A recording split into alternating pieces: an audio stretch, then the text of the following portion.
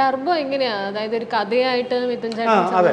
ഈ ടർബോ പിന്നെ നേരെ റിവേഴ്സാണ്. നേരത്തെ പറഞ്ഞതിനേക്കാൾ റിവേഴ്സായിട്ടാണ് വന്നേക്കണം. നമ്മൾ ആദ്യം ഒരു സിനിമ എങ്ങനെ പ്ലാൻ ചെയ്യും, ഏത് തരത്തിലുള്ള സിനിമ ചെയ്യണമെന്ന് ഇങ്ങനെ ആലോചിച്ചുകൊണ്ടിരിക്കുന്ന സമയത്താണ് ഒരു കഥ ഉണ്ടായിരുന്നില്ല അന്നേരം ചെയ്യാൻ.